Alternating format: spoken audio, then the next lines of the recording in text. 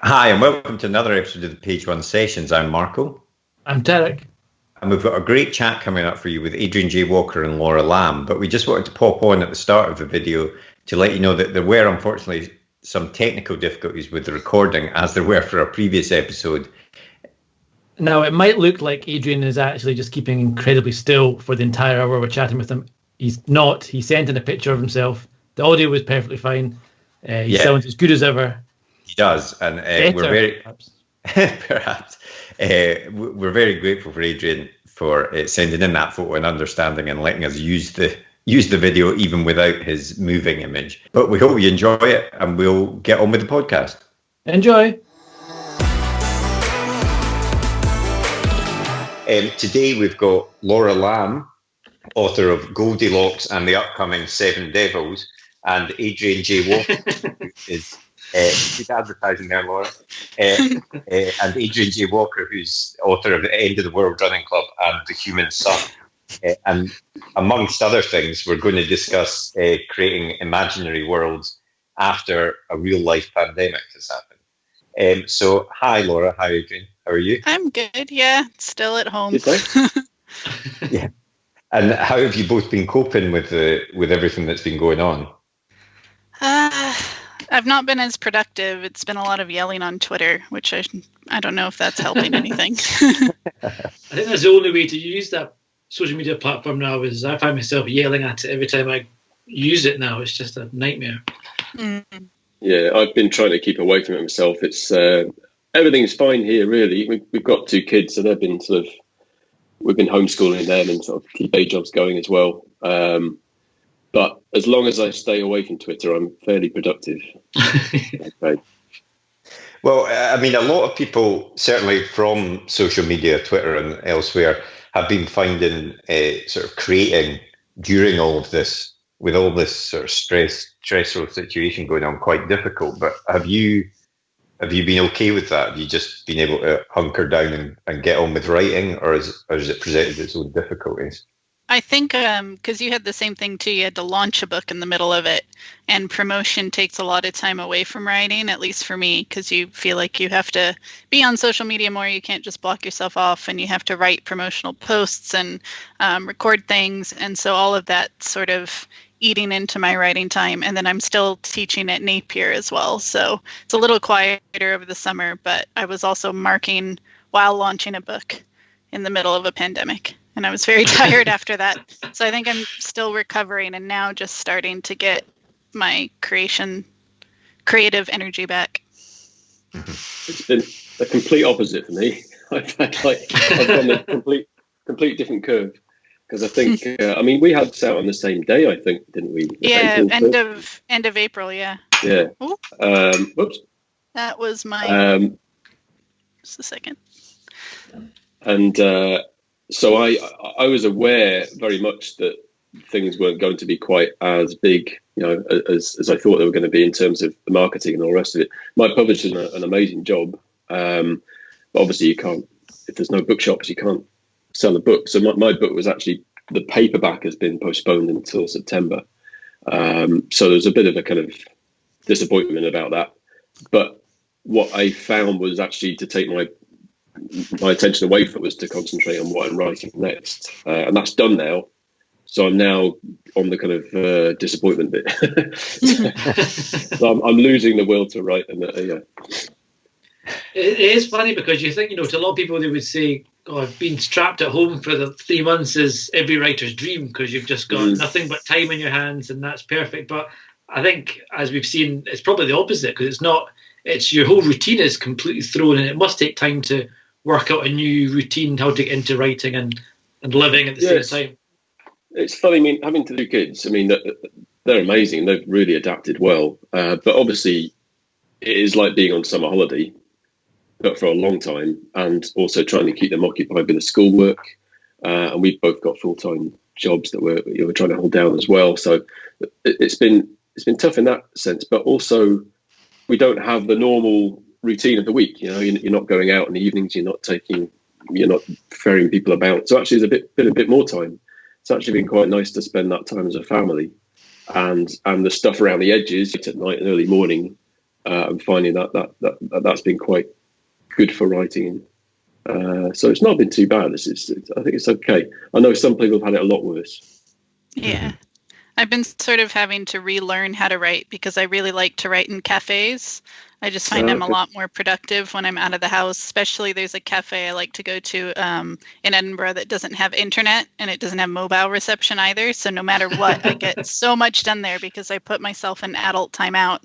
But I'm not as good at like switching the modem off when I'm at home and forcing myself to work without distractions. But I'm getting there.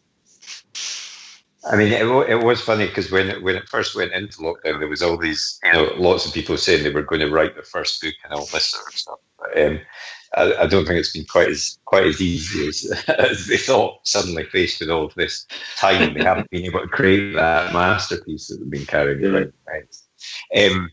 And do you think having some sort of routine around it is still important? If there are people watching that have been struggling to create during this sort of thing, do you think getting into a routine is one of the key things to try and drive you forward through something like this?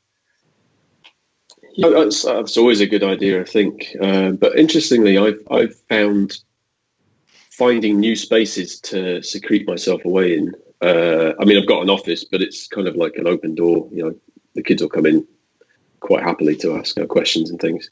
But finding new times and spaces to just sit for half an hour. I know, Laura, you've been doing these writing sprints as well, haven't you? Yeah, I have, and I find those helpful. Yeah, definitely that kind of thing where you just say, right, I've got 20 minutes between making dinner and, putting the kids to bed, whatever. Just sit down and try and write a paragraph. And you'd be surprised how much you can do in that short time. Yeah, I'm a big fan of the Pomodoro technique, which is sort of where I stole that from. But even when I try and do it on my own, it's very easy to fritter away the time. So that's why tweeting like, oh, okay, I'm doing a sprint now, gives me that little bit of extra accountability. But I've also locked myself out of Twitter for about 20 hours a day now, which helps too. I can do it in the afternoons, and that's about it. So I write more in the mornings. For me, the biggest problem I have is definitely the internet. It's when you're at home and you've got, as you say, the modem's there, you've got the internet, you'll be trying to write something and then something pops in your head, a stupid thought, and you spend suddenly half an hour watching YouTube videos or reading Wikipedia pages about absolute crap that you'll never remember after finishing, research. And yet you waste it. Yeah, research, exactly. And so that for me is the biggest issue. So I think some kind of lock on my social media internet usage would be a good thing for sure. Yeah, Freedom's doing a discount where you can get a lifetime membership for like 40% off. So that's where I bit the bullet, because it does it you can get it so it does it on your laptop and your phone every day. Oh. So you don't have to select it. It just does it for you. And I haven't figured out a way around it. So if there is one, no one tell me. But does that just block off your access to the internet, basically? You keep, to certain sites. So I'll block like the news, and I'll block Twitter and Facebook. And so if you try and go to it, it just turns into a green screen with a butterfly, and it's like, you're free. Taking advantage of this moment. I know, it's brilliant. Because I have no self-control, so it does help. It's funny, isn't it, the love-hate relationship writers have with Twitter, because it seems to be a very writer-centric platform, and yet I don't know anyone that doesn't hate it as much as they love it. You can go through these really good weeks where you think everything's great, and the atmosphere on there is good, and especially if you've got a book launch and you get all the kind of all the Pavlovian responses that you're after. But then the next week, it's like you're walking through a hellscape. Yeah. Or it can change at a moment's notice. Yeah. Or for me, I find the pressure, like I need to comment on certain things, but I need to comment on the right way. And then the balance of like, you don't want to be over promoting, but it's the only way to get the word out about your book is online now. So it's just exhausting. I'm definitely a doom scroller. Yeah, the doom spiral. I call it that. I mean, you have touched on it briefly, but obviously you both had your books out, Goldilocks for you, Laura, and The Human Sun for you, Adrian. And they were due to come out as normal, as a normal book launch, and then have been had to put back, albeit you can get them on ebook at the moment.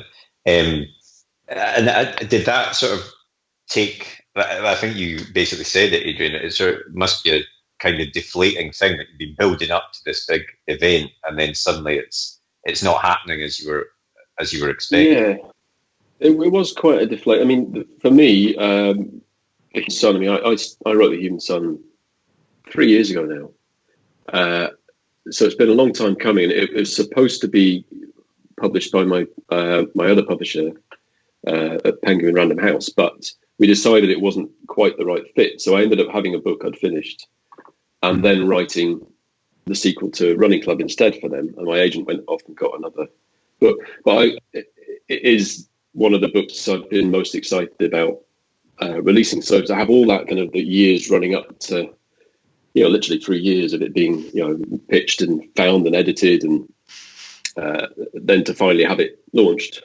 and then not launched was quite a big deflation. But I'm actually not that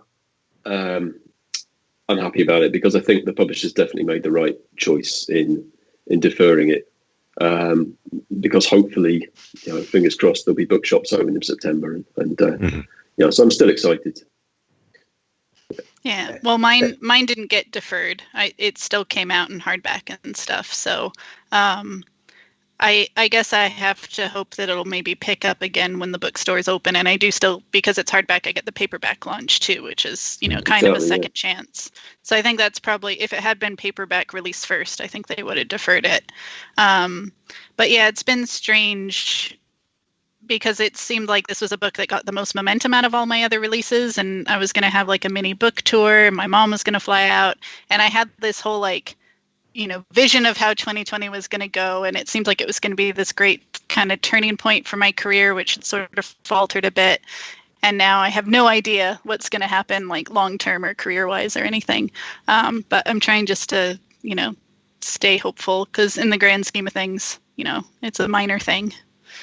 And how have you found the reception with these more subdued, either ebook or in your case as well, Laura, hardback launches? Have they still gone reasonably well, or has it been a completely different experience? I don't know. I think that's a lot too. Yeah.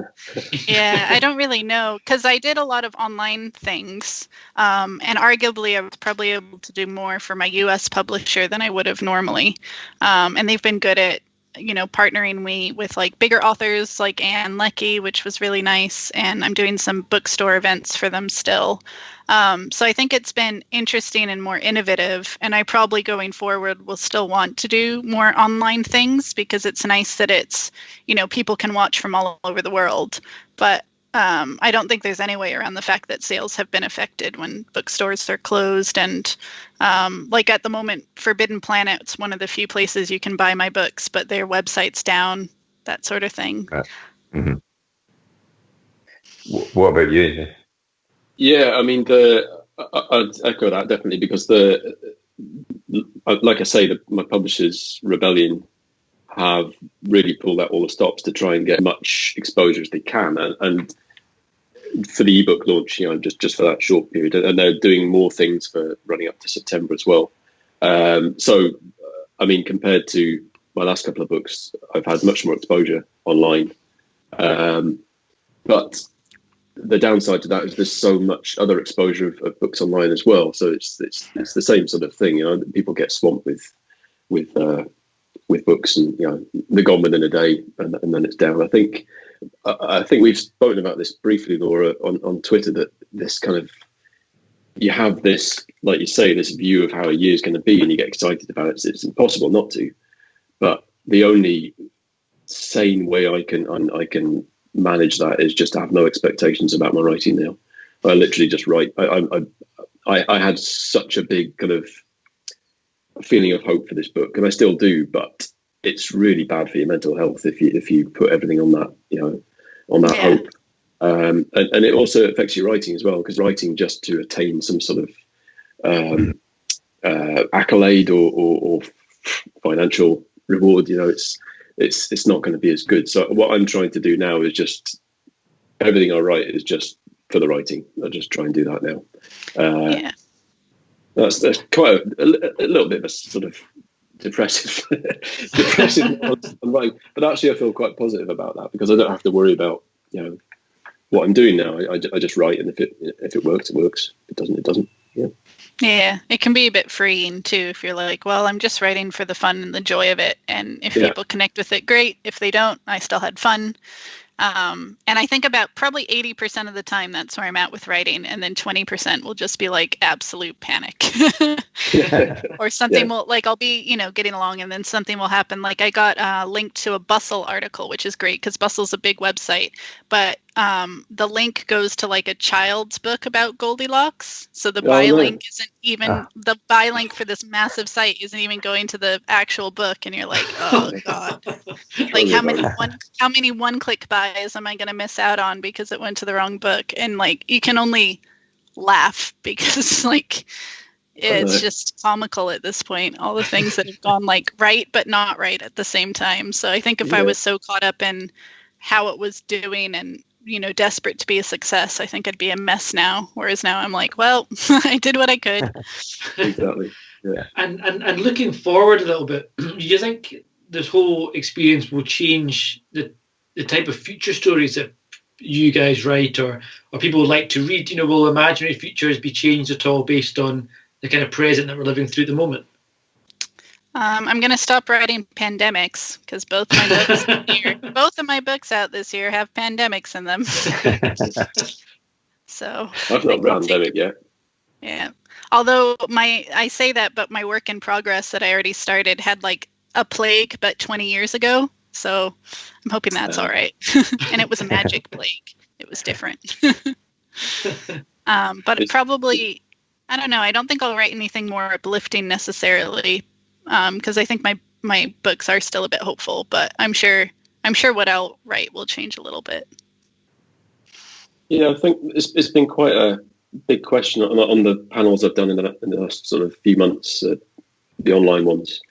That's always been a question that people have asked. How is speculative fiction going to change because of this? And I think most people's responses to that initially were, oh yeah, no one can write a dystopia now because we're living in a dystopia. But the more I've thought about it, the more I'm thinking we're not really in a dystopia. It's a very British middle class kind of dystopia. If that's what it is. Not from everyone's perspective, obviously. There's been way worse than others. But I think, I was looking at the sort of history of sci-fi and dystopian fiction. And you can see the big events through the 20th century and how that sort of changes things. But the dystopia and the kind of speculative fiction and the future fiction is always there. It just tends to get redirected slightly.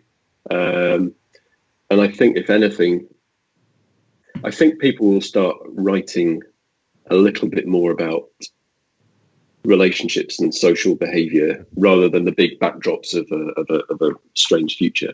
I think the strange futures or different futures will be featuring the changes in people's behaviour that might come from an incident like this, or maybe an exaggerated incident like this. I'm thinking particularly of the way people are, the social distancing.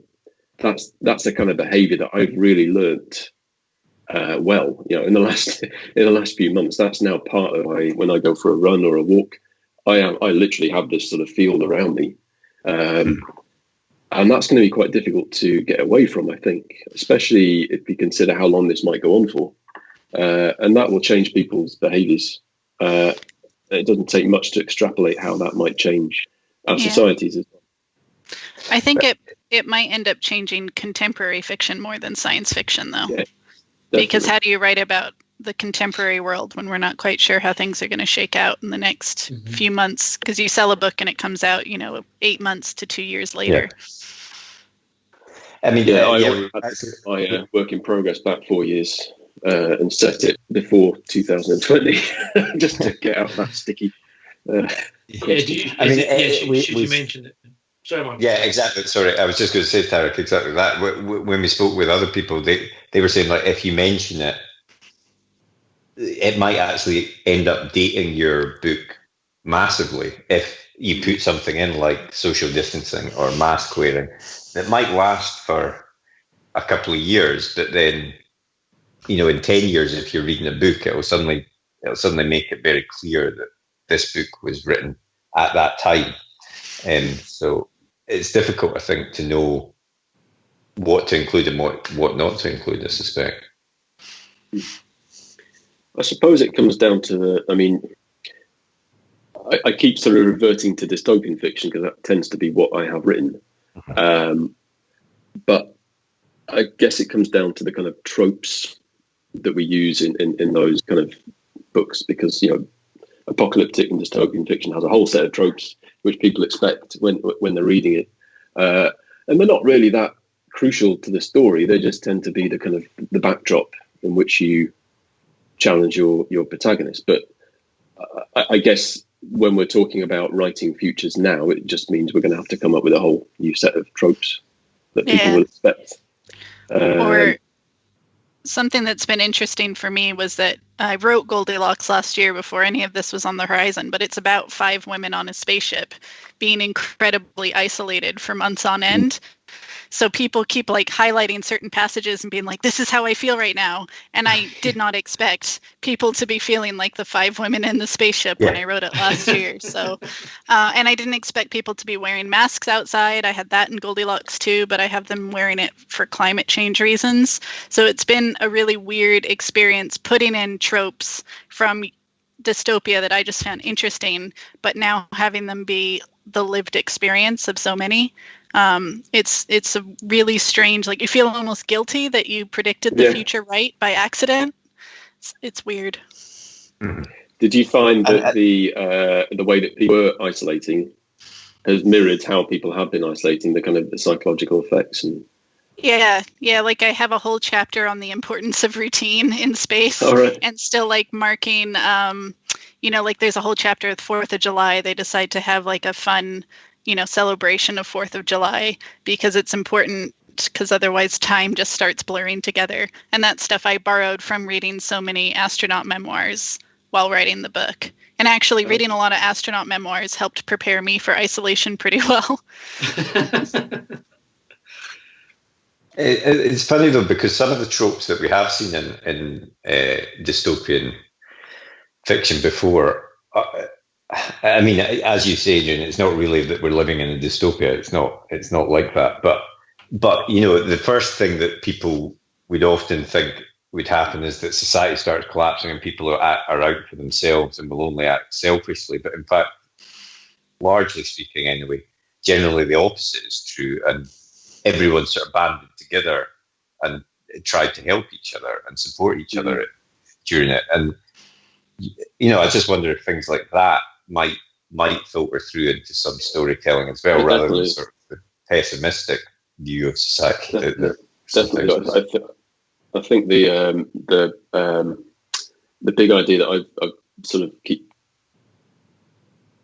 having is the idea that we have been living in this idea where we are beholden to the politics and the society that we live in, almost invisibly. I think what we're possibly finding to some extent through this experience is that we probably can deal with our own affairs on our own. We don't need that kind of guidance. We're quite self-organizing when it comes down to it. And to see that community spirit come out has been quite enlightening. And I think maybe that's one sort of thread we'll see in fiction, is this kind of resurgent community and small tribes, if you like, self-organizing. One thing I've found interesting too is that it started with the pandemic, but because that pandemic has really laid bare the existing inequalities in society, that's starting to have knock-on effects. So we're seeing, that COVID is affecting, Black people more strongly, not necessarily because of genetics, but because of systemic racism. And then that sparked all of the police brutality protests in the States, where people are like, we have to even risk protesting in a pandemic because things are this bad. And now we're seeing, racist statues get toppled. And so it's seeing all these dominoes fall.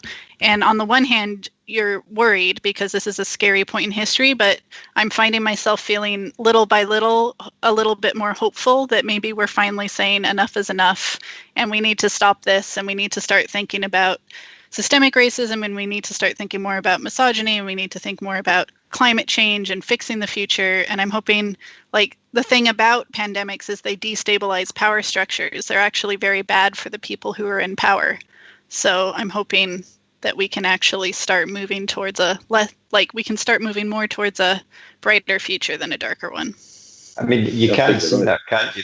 That people are, the will of those in power is to return things to normal as quickly as possible, and suddenly everyone else is sort of saying, well, hold on, we don't want to go back to that, to what you're calling normal, because it didn't quite work in the way that it worked for you, but it didn't work for us.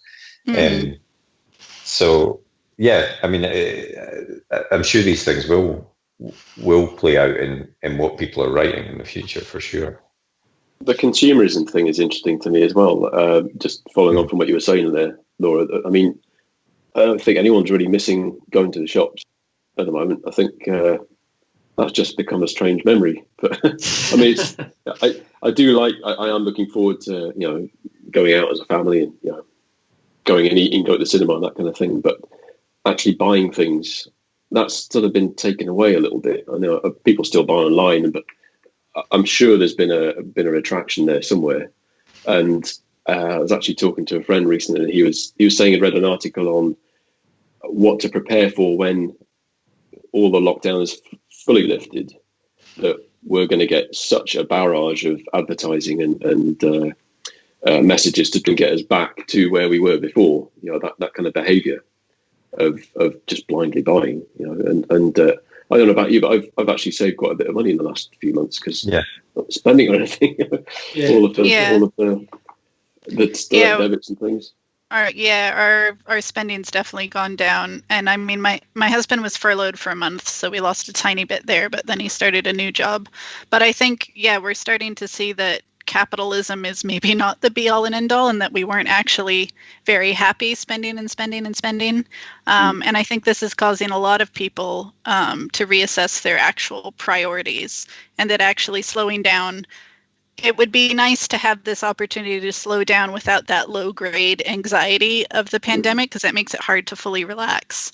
But there have been, bright moments in lockdown. I've been practicing languages more. I've been drawing more. I've been, just taking more walks and, exploring little hidden corners of Leith that I haven't stumbled upon before. So for those who are at home and not on the front lines, I think it has sort of opened our eyes to that. Yeah, we've certainly started, buying our food and veg from local kind of area, like our local farms or areas that sell, as opposed to going to the supermarket. And I think that's something that we'll probably keep doing even once it's all over. And it's so we pay a bit more, or whatever, but it's quite nice knowing that it's locally produced and it's not mass made and shipped over and across the sea and the great expense, etc. So I wonder if there's like that kind of little bits and pieces will carry on, even once life gets back to normal again, which would be quite nice to think about. We're all assuming it's going to get back to normal. That's quite a nice hopeful. Or the new normal, I think. Yeah, exactly. And Adrian, I wanted to ask you something that you've been tweeting about recently, which was the publishing paid me hashtag, which was all over Twitter the past few days. And it's, for those that haven't seen it, it's essentially a hashtag on Twitter where writers and authors are sharing what their advances were for each book they got. And I've found it really interesting seeing what authors what you imagine in your head you'll get for a book and what the reality of it is. And I wonder if you think a lot of people would be surprised how much or little authors get paid in advance for books before they come out. I was very surprised. Yeah. And saddened. Yeah. I mean, I'm a personally a weird case because I've sold books for incredibly low advances and like 2 books sold for really high advances, and now they're kind of one's still lowish and one's more in the middle. And I'd be quite happy just getting that middle advance over and over, because that's enough to basically cover what I make in my day job part-time. So it would be a full-time wage, and it would be a comfortable middle-class wage. And that's really all I need to make or want to make. Like, I see some of the eye-watering amounts, and on the one hand you're like, oh, I want that $500,000 book deal, but on the other hand, I know I would be an absolute wreck too, because there's a lot of pressure when you have a really big advance, because you have to sell a lot of copies. And for example, Goldilocks was a smaller advance, but because it was a world deal, I've already earned out through foreign rights even before it came out, and so I feel a lot less stressed about, the whole situation with sales, because I'm like, well, I've already been profitable for them, so it takes a lot of the pressure off. Yeah. So I think it's double-edged sword. It's staggering, actually, the leap that some authors are able to make. From a small 4-figure to suddenly up to 6. That's what I don't quite get, I suppose. I don't know how that works. But I mean, advances are advances. I would much rather have a good marketing budget and a good marketing campaign in order to get the book out and the word out than an advance, because then at least it's going to have a much better chance of selling, and then you get the royalties, and the royalties kind of continue for this.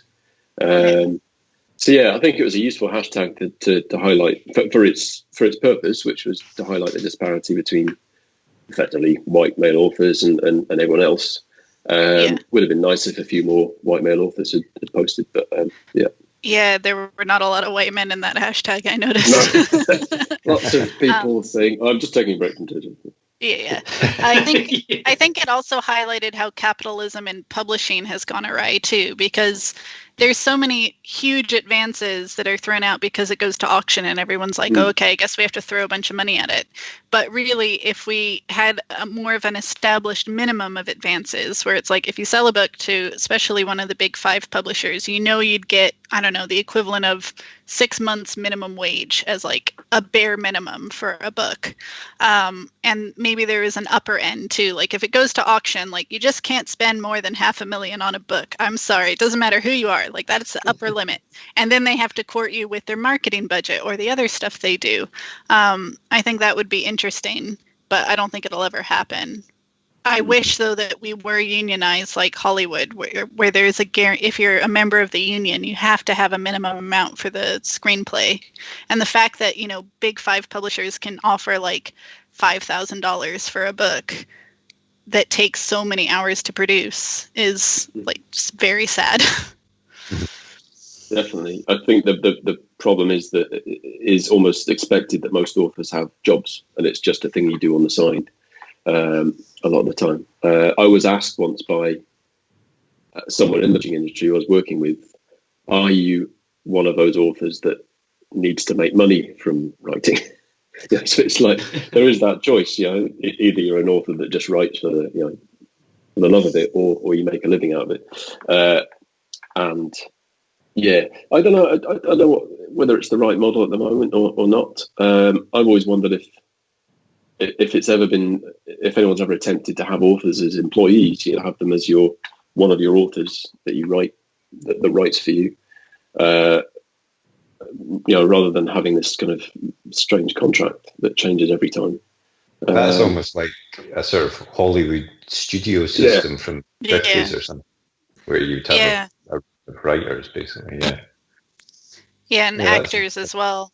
Because it would be nice, because I put a graph on Publishing Paid Me that shows my income since 2012, and you can see it. It's just like up and down, and there's no way to plan for anything too. So it feels like whenever I do have a decent chunk of money, I just have to like clutch it because I don't know how long it needs to last me.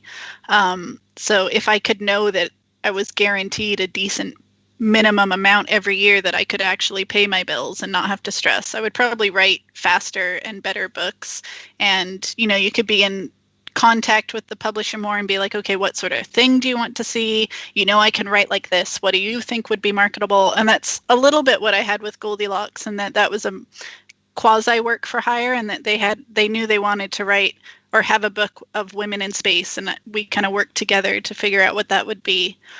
So if I could, I don't know. I would love stability. I don't know who has stability in this industry, but it would be really nice. Do you think that puts new authors off wanting to come into the scene? People seeing, I suppose it's that thing, whereas, as you kind of said, Adrian, do you write because you love to write and you want to share your work with the world, but I can't do that because I need to eat? There's that kind of balance of, I need to get paid a fair wage for my time. And do you think the low advances put new authors off coming into the scene? I think especially marginalized ones. Mm-hmm.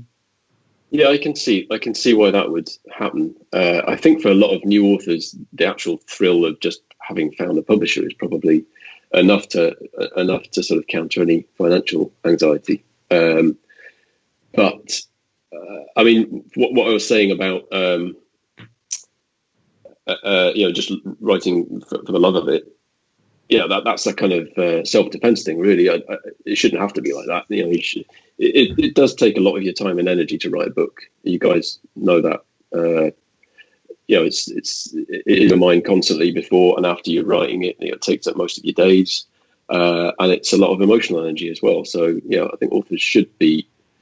There should be some sort of standard that, like Laura was saying, by which we can predict how we're going to have our years, and not pay jobs. Even looking at some of the advances, if you broke those down to an hourly rate over the time to write these books, it's depressing. Yeah. And even my big book deal was the equivalent, because it's paid over 3 or 4 years, so it still broke down to about £25,000 a year, which is a very average wage, and that was by far my biggest advance. And now, your payments come through and it's like an extra paycheck or something, which is nice, but it only comes every X number of months. But I do think writing's also very much the long game. So now that I'm 8 years into it, I have more chance of surprise subsidiary rights selling, or this is the first year I'll actually get royalties coming through, and hopefully for future books as well. So, and I'm nimble, I'll try different genres if something doesn't work. I don't write to market, but I'm still aware of the market, I suppose.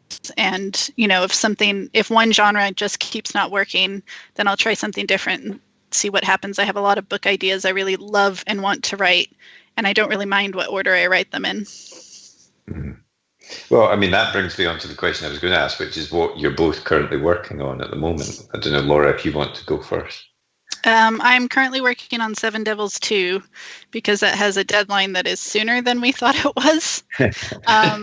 So we are very behind. We basically told them we're not going to hit the deadline because a lot of book 2 had a pandemic in it, and we've decided to get rid of that. So we had to replot a lot of it. So we're fighting our way through what we call the trash draft, because this is a collaborative project written with Elizabeth May. So it's just god awfully ugly right now as we're just sort of throwing things down. So it's got 7 points of view and flashback in a huge galaxy. So it's a lot of moving parts, and we just have to get things down on the page and then step back and look at it afterwards. So I'm working on that, and then I'm also working on a not speculative novel that's the fictionalized version of my family history, which I started writing a few years ago and realized I wasn't ready to write it. And now I'm easing back into it. So it's completely different. And if I publish it, it'll probably be under a different name just because it's so different. So I have no idea what'll happen with it. But it's been interesting because I'm working really closely with my mom and learning things about her past and my family history and things like that. So I'm enjoying it. So are you writing that book as a fiction story, but really kind of based on a true story? Yeah, heavily inspired by real stuff. But there's a few things we needed to change to just make it a better story. So we added a bit of an element of mystery. Like, for example, my grandmother died when I was 3 in real life. But in the book, fictional me, the grandmother dies when I'm 16.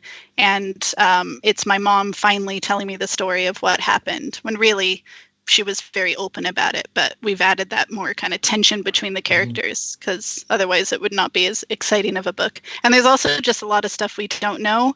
Like, we're fairly sure my grandfather was a CIA agent who worked for Operation Golden Stopwatch in the 50s, but we don't have proof. So we're just working on the assumption. There is a newspaper clipping of his death that said he definitely worked for the CIA. So we know that's true, but we don't know what he did. Something with spy satellites. Oh, that's very exciting. That's a whole new book. That went a turn I didn't see coming at all. But weirdly, the book is not really focused on that very much, even though that's fascinating, because there's much, much wilder things that happened in my family. A couple of murders, that sort of stuff. Yeah. Oh, wow. Very exciting.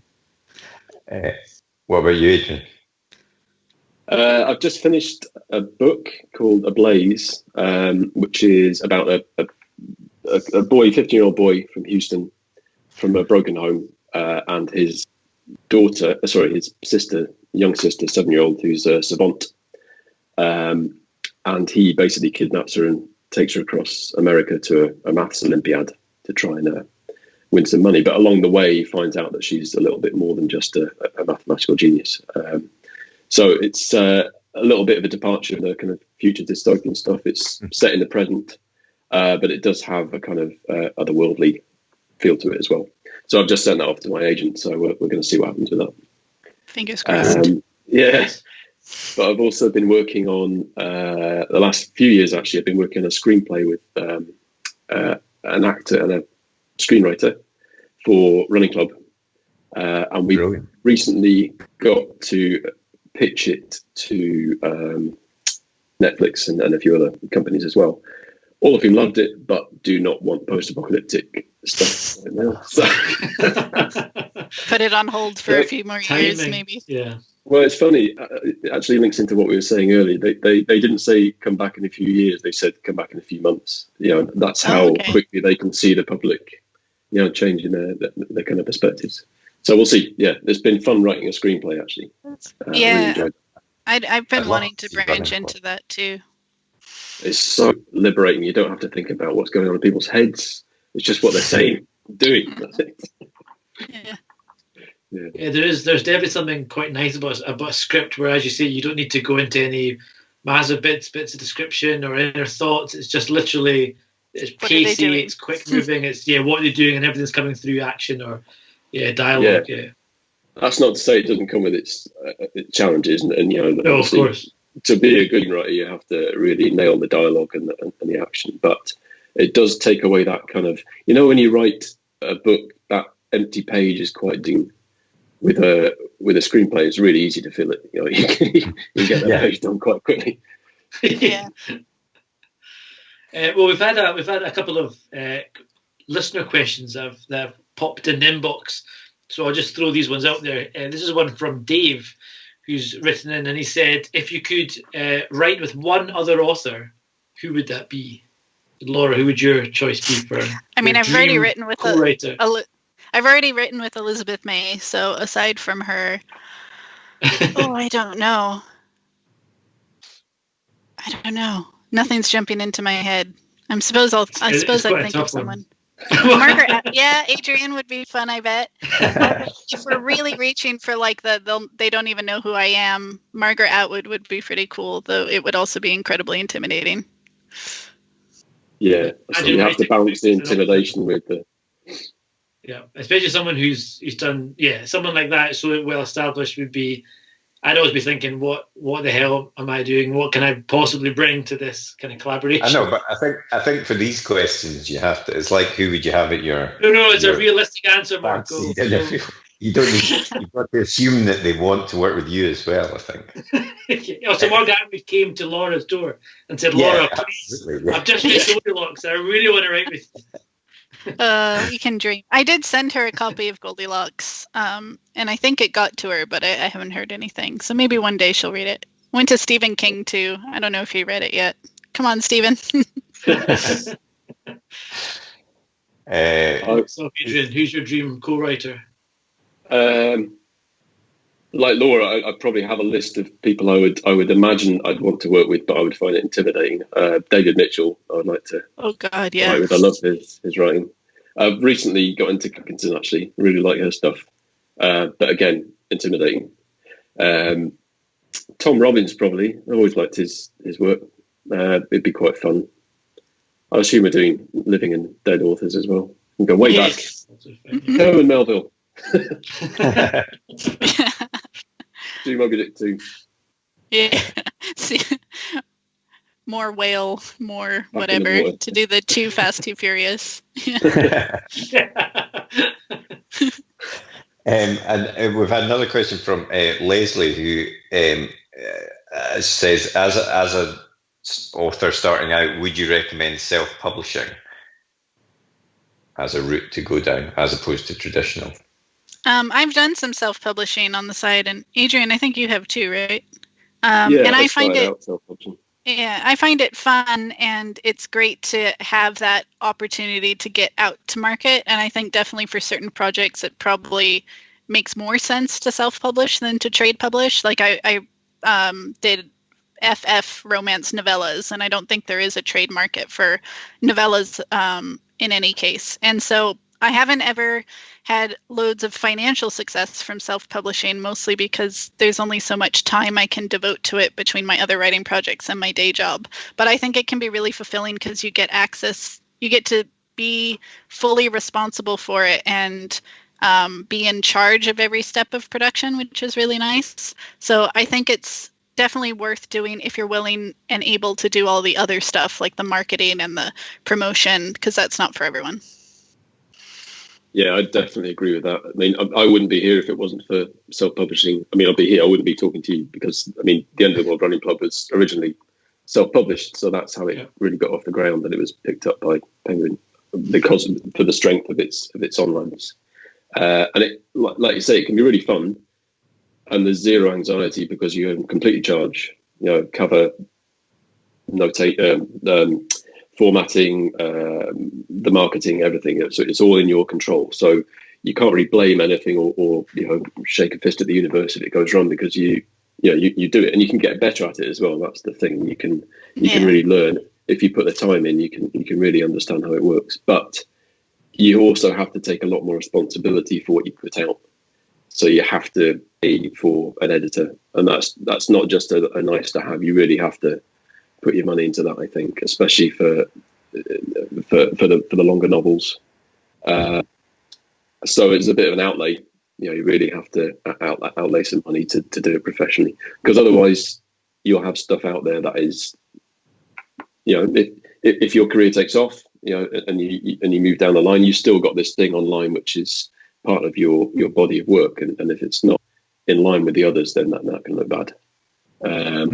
But yeah, I definitely recommend it as a means of getting your stuff out there. Mm-hmm. Awesome. Cool. And you guys are both, obviously, you've written up your fair share of sci-fi novels, or near future sci-fi novels, I suppose. And if you had to recommend one sci-fi book to the listeners out there, what would it be and why, I suppose? That's hard. I know it's not. That's not an easy question. It doesn't have to be the best sci-fi book, but just maybe one you've read recently and quite enjoyed.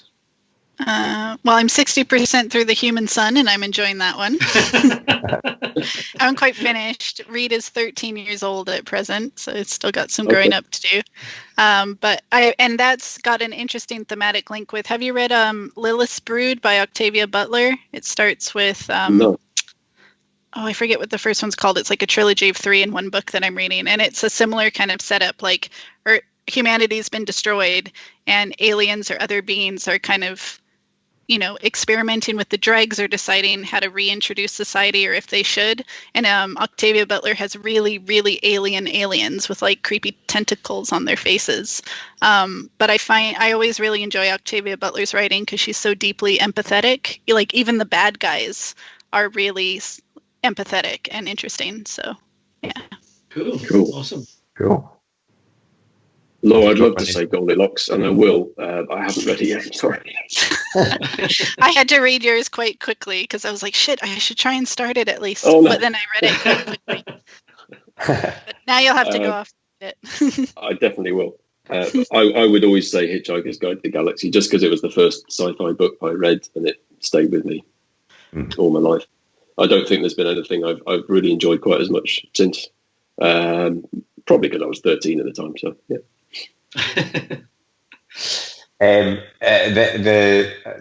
The last thing that we're going to do is this is Tarek's come up with this game for the Page One Sessions videos, which is we take quotes that you're. Don't worry, it's not Amazon 1-star reviews or anything like that. It's quotes. The worst book I've read all year. No, blurbs for your books, and you have to guess whose they belong to. I mean, I imagine you'll probably know which one they belong to. Tarek, do you want to go with one first? Yeah, okay, so I'll pick one. So, who wrote a chilling read that will have you gripped from page one? Anyone know who that might have applied to? What, for our books? Yeah, one of you two. One of either one of you. I have no idea. Is this like reviews or Amazon reviews or editorials? I suppose it's what I would say. It's either reviews or blurbs. It's like official reviews. It's not Amazon reviews. It would be like out of a magazine or another author or something. Can I cheat? Not on the back of the book. I don't know if I think it's one of yours, Laura. Maybe. I don't know. It is one of Laura's, yes. Okay. Indeed. It was for False Hearts. Oh, okay. I was thinking this book. Oh, okay. Ah, nice. Oh, we went From right back. Okay. Women's Own apparently said that. Ah, thank you, Women's Own. Okay. I'll do one. A thought-provoking imaginary call to arms. Oh, I know that one. That's Katie Kahn. Because that's on the cover. That was too easy. Yeah, see, there it is. That's a good one. Yeah. Well, that's a great quote to have in the front cover as well. Brilliant. Okay, here's one. This might be easy or hard. Probably easy. A real find. That's Steve's. That's Steve's quote. Yeah, some guy called Stephen King. Who said that? Steve King guy wrote that. That's vaguely well known. That'll be running. And a story that fosters a curious mind and an open heart, questioning and inspiring both without judgment. I recognise that. I think it's The Human Son. It is indeed. It's from Sci-Fi Now. I've said that. Ooh, nice. Yeah. I have to say, those are 4 excellent quotes you guys had in your book. They are, yeah. It's a fun game. Nice feeling when you you read a review or get a quote like that. And I've always wondered, how does it work for blurbs? Do you get any? Do you get told, oh, this is what so and so said about your book? It's going to go in the front cover, or it's going to go in the back, or do you give a book to someone and say, I want you to give me a quote for the back page or something? How does it work? It's usually a blend. So the editor will send off books to maybe other editors within or other authors within their stable, which is how I got a couple where I didn't know them directly, like say through Orbit or through Wildfire. Or I came up with a short list of people I wanted to send books to, and the ones I knew well enough to email, I would say, hey, what's your address? And I'll send it off to you. And I wrote little handwritten like postcards for all of them to see if that would help them actually blurb it. And maybe it did, maybe it didn't. And then, yeah, sometimes they kind of come through, but you only really know if it's going to be on the cover. Like sometimes I'll send you an image of here's the final cover. And then you like, oh, okay, you chose that one. And it'll be different. Like the US one has a different full quote. It has Alex White on it instead of Katie Kahn, that sort of thing. Yeah, it's the same. That's how it's worked for me as well. It's an awkward thing asking for blurbs too, because I don't know if you find this, like if I'm asked to read a book for a blurb, it immediately feels like homework, and then I don't want to read it, even though I'm sure I'll like it. Or if I read it, then I feel awkward because I'm like, do I love it enough to blurb? Can I think of a blurb? Will my blurb even do anything? I'm a nobody, and it just spirals. So can sometimes you say I don't. Can you say, actually, I didn't really like it. It was kind of crap, so I'm not going to give you a blurb? Or Usually, I do the coward's approach, and I say, like, when do you need the blurb by? And I'll either give you a quote by then or I won't. And if I won't, it's because either I didn't have time to get to it, or I was too anxious with my own shit to do it, or I didn't like the book. But most of the time it's the first two rather than the last one. Yeah. Yeah, I'm the worst to ask for quotes because I'm such a slow reader anyway. But I tend to quote more on books that I've just found or that I know, and I think most authors are aware of it. The bit I get most anxious about is when I'm sent books from debut authors, because I know how much it's riding on that, and they possibly put me as the name that they wanted to read. So you do feel that pressure to kind of, what if I don't like it? If I don't like it, do I don't like it? Or no one wants to know if someone doesn't like their book. So I tend to just not say anything if I don't get on with the book. But yeah, the thing is, you can actually, if you really want to help out an author, you can say something positive about most things. Yeah, or sometimes even if I don't blurb it, I'll still like retweet about it and stuff. Yeah, and try and get it some visibility that way. Yeah, exactly. Yeah. Thanks very much for taking the time to do that. We really appreciate you taking the time. No worries. Thanks. Thank you. Yeah, thanks, guys. That was awesome.